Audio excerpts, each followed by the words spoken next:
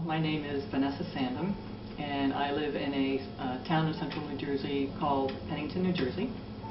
And I have 2 sons. Well, when I first started, I was only like 9 years old, so I was really young. I didn't know much about it. My mom kind of just said, we're going on a trip to help other kids. I mean, I'm not going to claim I was some 11-year-old who was like, I'm going to go out and save the world.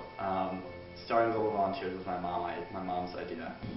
You worry a little bit about, can I, as this mom, take 2 young sons and a friend on all these trips, and we were really concerned about making sure that the organization we went with was experienced and as I said, established. And fortunately, Global Volunteers was. I had a lot of trust in them and the program and in the amount of training that they give, and the fact that they build really solid teams is one of their emphasis, to creating a team out of all the volunteers. At the same time, they work really hard in making sure that the experience is something that contributes a great deal to volunteers' lives and also the community's lives. So I was comfortable that I'd be in good hands.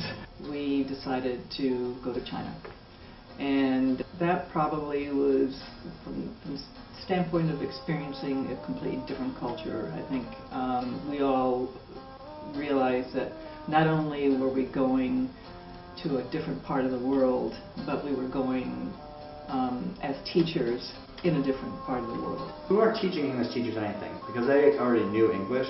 It's just that they'd never actually spoken English with somebody who was a native speaker. So it's just giving them a sense of, how English actually worked in practice. When we started our global trip, there's always like a group thing you do where you say what your goals are or things you want to accomplish. And I'd always see these vendors on the street, selling fried bugs, fried wasps, fried bees. And just joking around, I wrote down, I want to try some fried bugs. One night we went out as a team to a pretty fancy restaurant, and Hudi, our team leader, kind of gave me a little funny look when we were ordering. And she was ordering in Chinese, so obviously I didn't understand anything that was going on. And then before I knew it, I just had a huge platter of fried maggots, bees, and wasps in front of me. And Hudi kind of smiled and said, there you go, you have your wish, but you got to eat it since it's one of your goals. I love being a tourist. It's fun to visit countries on tour. Stay in, good hotels, see some great sights, all that. It's fantastic, and I wouldn't knock it because I love it.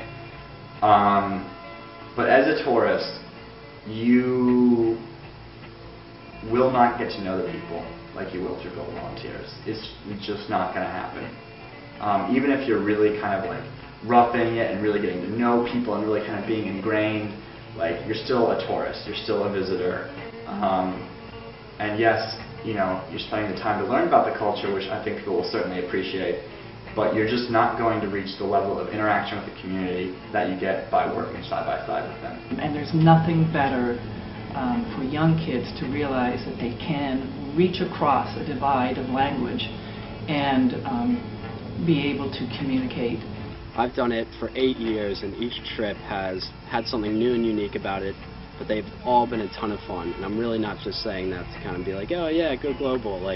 It really is. Each trip has been a lot of fun. Do Global Volunteers.